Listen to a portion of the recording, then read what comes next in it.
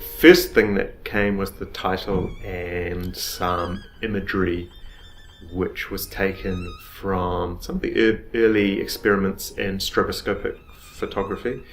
You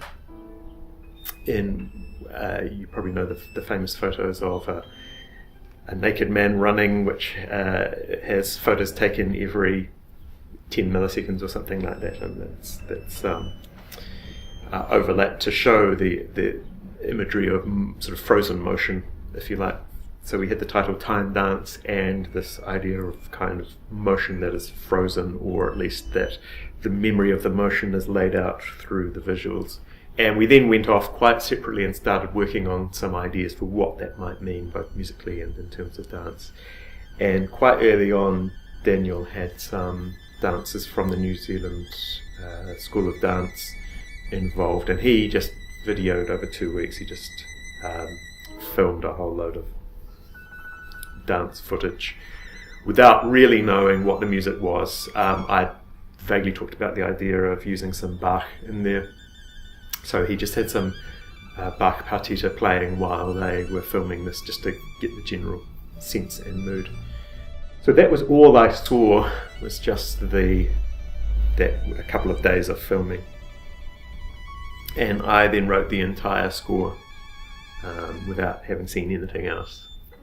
And he then he sent me a few little still images from the video as he was working on it, but we both worked in isolation and then brought it all together, and he cut his film to the music.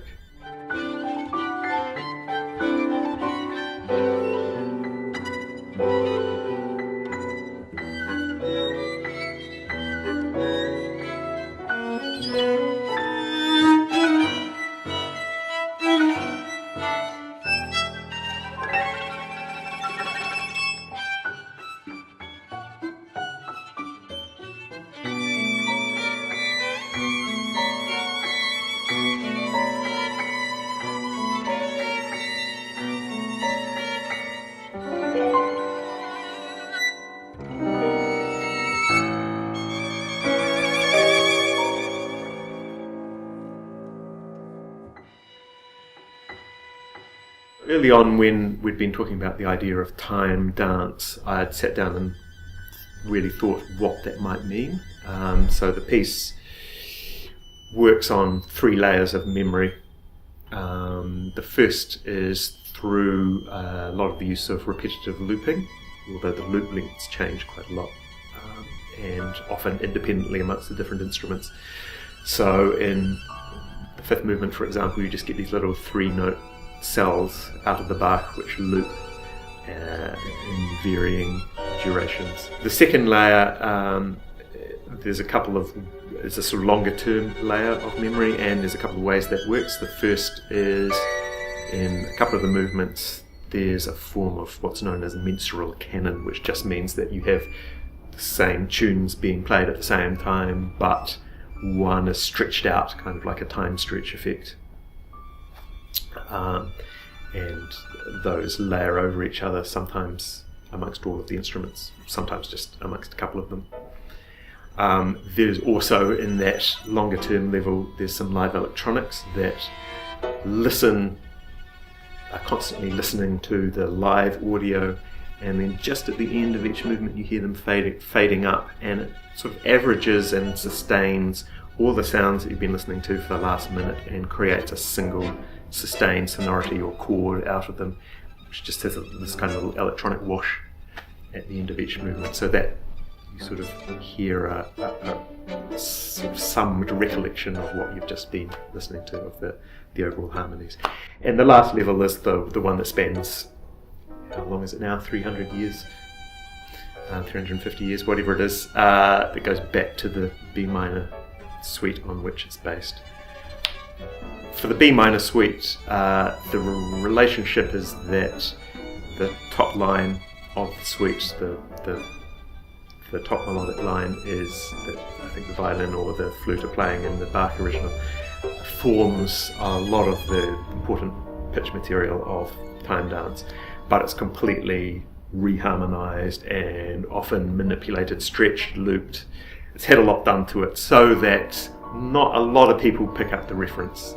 Even those who know the Bach quite well probably don't immediately pick it up. They may hear a kind of Bach-like thing going on, but they may not pick up which piece it comes from. So it's not really deconstructed in the form of kind of ever hearing the original in a form of quotation.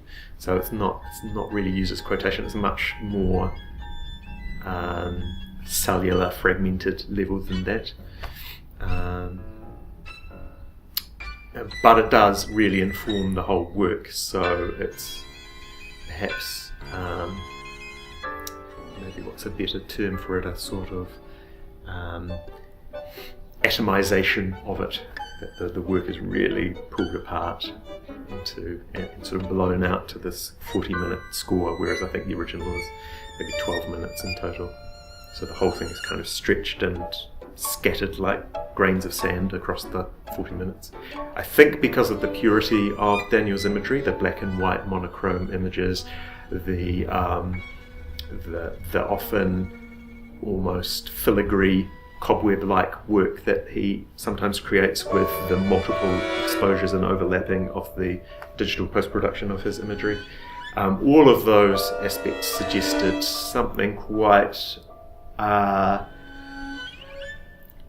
register, quite filigree is the word I used before, and I think that also matches the music, and quite crystalline, that suggests something in danger of breaking, something quite fragile. And so the high register harmonics in the strings and the high register piano suggested that. I always try to think of physical gesturality when I'm writing something. I think particularly at the beginning of a work. I often tell my students to go through a process of visualization when they're starting out a work, that when they're faced with the blank manuscript paper, to close their eyes and imagine that they're sitting there at the premiere of this work that they're about to write, and to really go into some detail about the situation. What is the venue? How many people are in the audience? What are the players wearing when they come in?